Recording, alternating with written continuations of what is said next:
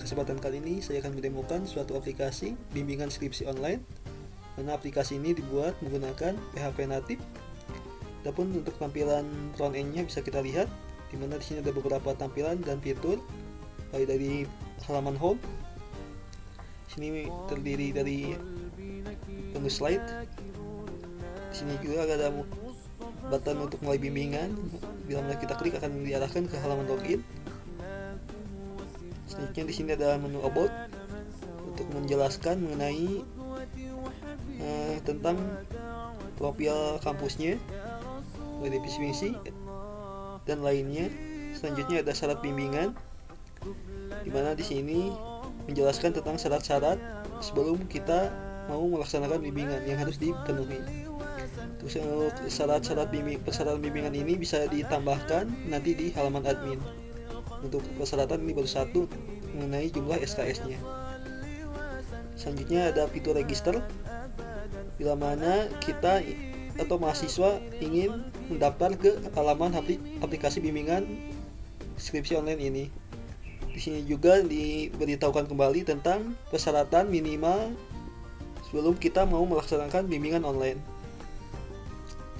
Di sini kita bisa mendaftar mulai dari nama, password baru, nomor induk atau NIM, konfirmasi password, serta prodinya apa, jurusannya, serta tahun angkatan berapa.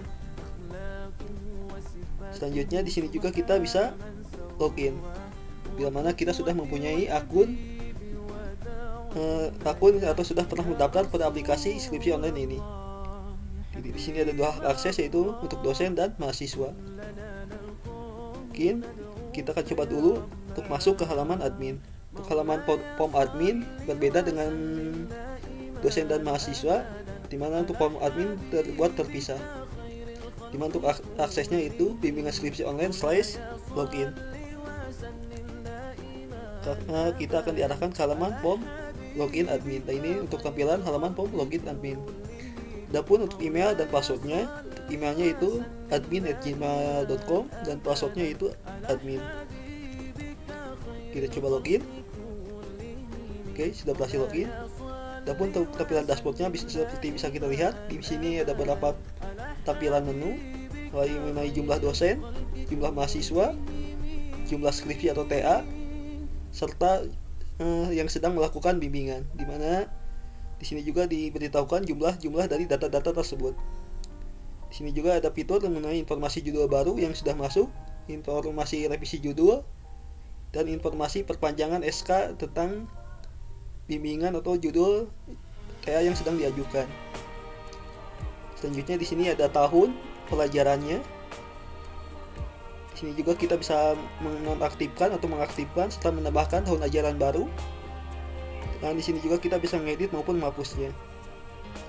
Di sini juga ada fitur pemberitahuan bila mana ada judul baru yang diajukan oleh mahasiswa, serta ada bila mana ada notifikasi baru tentang user baru yang mendaftar pada aplikasi ini. Itu yang ada pada halaman dashboard.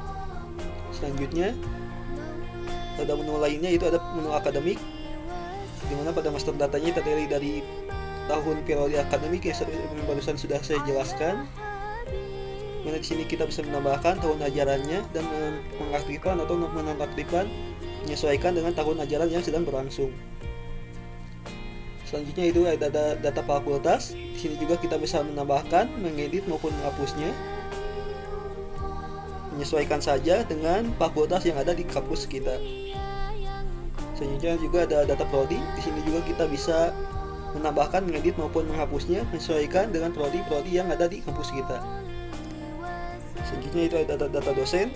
Di sini kita bisa menambahkan, mengedit maupun menghapusnya berdasarkan dosen-dosen yang ada di kampus kita. Dari nomor NIDN-nya, nama, jabatan di kampusnya sebagai apa, apakah dosen, rektor atau lainnya. Menyesuaikan saja. Selanjutnya itu ada data mahasiswa. Untuk data mahasiswa ini kita hanya bisa mengedit dan menghapusnya. Untuk menambahkan data mungkin bisa diambil berdasarkan data mahasiswa yang sudah mendaftar pada aplikasi ini. Bila mana ada mahasiswa baru yang mendaftar, maka akan bertambah secara otomatis ke aplikasi ini. Selanjutnya, selain pada data akademik, di sini juga ada data bimbingan. Kita bisa mengatur pembimbing berdasarkan mahasiswa yang sudah mengajukan judul skripsi atau TA-nya. Kita bisa set pembimbing untuk menambahkan pembimbing berdasarkan mahasiswa yang sudah mendaftarkan atau mengajukan bimbingannya. Untuk ini ada hanya baru satu, itu pembimbing kedua dengan nama dosennya itu Profesor Dr. Adam Elfatan, dan beliau bersedia statusnya. Selanjutnya, di sini juga kita bisa melihat status pembimbingnya, bahwa status pembimbing tersebut bersedia atau tidak untuk menjadi pembimbing kepada mahasiswa yang sudah mengajukan judul skripsi atau TA-nya. Di sini juga kita bisa membatalkannya bila mana dosen bersangkutan tidak mau atau tidak memberi izin untuk menjadi pembimbing dari mahasiswa yang bersangkutan. Selanjutnya, di sini juga ada revisi judul bila mana ada mahasiswa yang mengajukan judul ulang bila mana judul yang pertama ditolak. Di sini juga kita bisa melihat detailnya dan bisa menyetujui atau menolaknya. Di sini juga kita bisa printnya sebagai bukti lampiran atau laporan yang nanti bisa dikirimkan ke mahasiswa. Selanjutnya,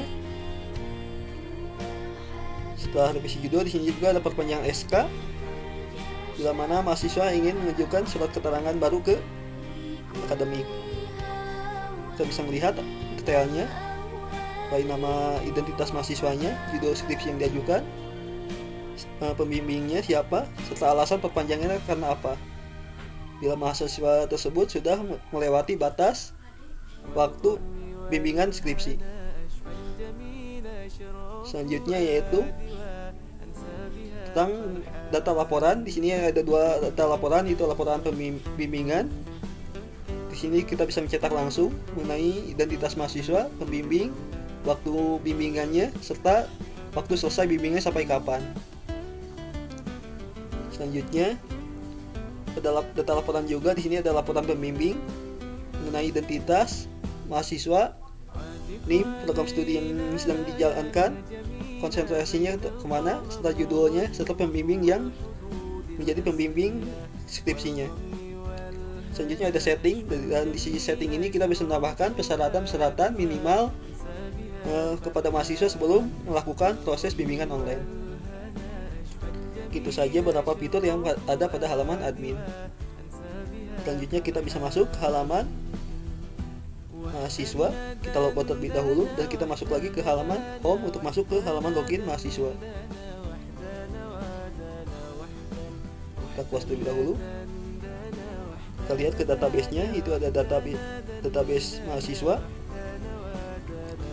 Untuk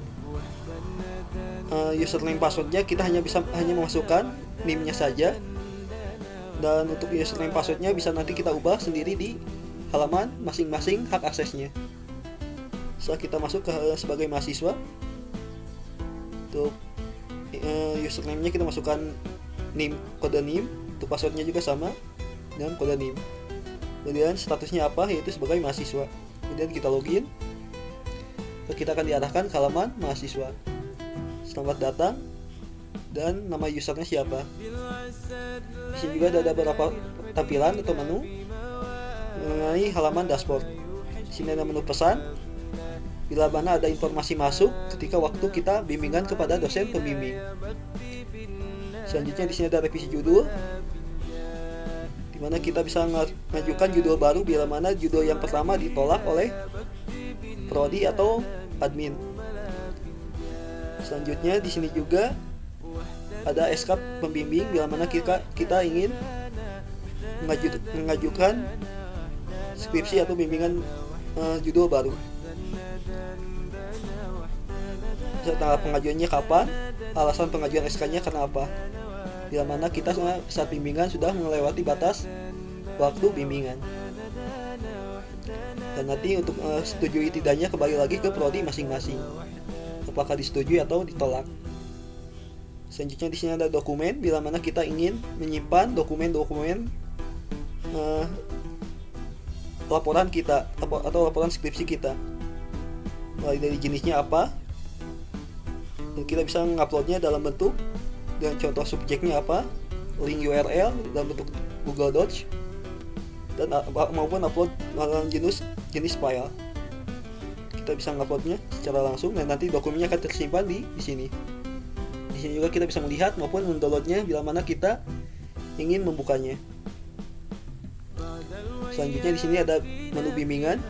Di sini kita bisa melakukan komunikasi dengan dosen pembimbing melalui dalam bentuk tampilan percakapan. Kita bisa mengetikkan di sini sebagai pesan kepada dosen pembimbing bila mana kita sudah melakukan bimbingan online. Mulai dari memasukkan attachment atau file, ini untuk batas maksimum ukuran filenya. Bila mana kita ingin menginputkan dokumen dari laporan skripsi kita kepada dosen pembimbing yang sudah sesuaikan dengan dosen pembimbing masing-masing. Dimana untuk mahasiswa ini dosen pembimbingnya itu Profesor Dr. Adam Al-Fatan. Di sini juga ada riwayat percakapannya, mulai dari bimbingan 1, bimbingan 2, dan bimbingan 3. Tentang bimbingan 1 tentang apa saja yang dibahas, kita bisa melihat melalui chat pesan yang yang pernah dilakukan. Dan di sini juga ada waktu mengenai saat kita melakukan percakapannya. Selanjutnya, selain menu bimbingan ini ada juga menu password bila mana kita ingin mengganti password baru, menggantikan ID atau NIM yang menjadi password yang saat kita login. Di sini kita bisa mengganti passwordnya untuk menjaga akun kita bila mana tidak bisa diakses oleh akun lain. Di sini juga ada fitur profil bila mana kita ingin mengganti nama atau profil identitas kita mulai dari nama, tempat lahir, tanggal lahir, tahun ajaran atau tahun masuk, prodi, serta fotonya. Di sini bisa menyesuaikan saja. Di sini juga ada dokumen yang sudah saya jelaskan tadi, mana kita bisa melampirkan laporan skripsi atau tugas akhir kita di sini sebagai backup data bila mana kita pada komputer kita terjadi kehilangan data. Kita bisa backup ke aplikasi ini dengan menyimpannya di sini. Bila mana nanti kita bisa diajukan ke dosen pembimbing. Selanjutnya ada bimbingan seperti tadi yang sudah dijelaskan, di mana di sini kita bisa melakukan proses komunikasi untuk bimbingan online-nya, mulai dari menu percakapan dan mengajukan file atau file progres dari proyek skripsi atau tugas akhir kita. Gitu saja beberapa fitur yang ada pada halaman mahasiswa. Selanjutnya kita akan coba masuk ke halaman dosen pembimbing.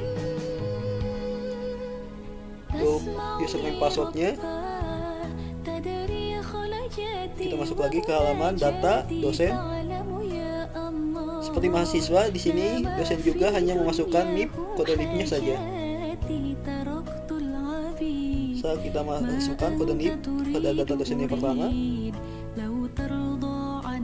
untuk username-nya itu pakai NIDN dan passwordnya juga sama. Dan hak aksesnya sebagai dosen. Kita coba login. Kita masuk ke halaman dashboard dari halaman dosen. Sini juga ini untuk tampilan halaman dashboardnya. Dimana di sini ada informasi mengenai mahasiswa yang selesai bimbingan masih kosong, mahasiswa yang sedang melakukan bimbingan dan masih kosong. Di sini juga ada notifikasi seperti halnya tadi yang ada pada halaman admin. Di sini ada juga informasi baru mengenai informasi yang dikirimkan kepada dosen pembimbing. Ini untuk hasil percakapan berdasarkan mahasiswa yang sedang dibimbing oleh dosen tersebut. Di sini juga ada bimbingan yang seperti barusan, yang kita bisa melakukan, dosen bisa melakukan percakapan komunikasi dengan mahasiswa. Selanjutnya ada status. mengenai status bimbingan atau progres yang sedang dilakukan oleh mahasiswa. Selanjutnya ada password, bila mana dosen tersebut ingin melakukan atau mengganti password bila mana untuk menjaga akun mereka agar tidak diakses oleh akses lain. Seperti mahasiswa, di sini juga dosen bisa mengganti passwordnya, mengganti profil setelah melihat bimbingan atau proses bimbingan ketika melakukan komunikasi dengan mahasiswa. Itu saja yang ada fitur-fitur pada halaman dosen.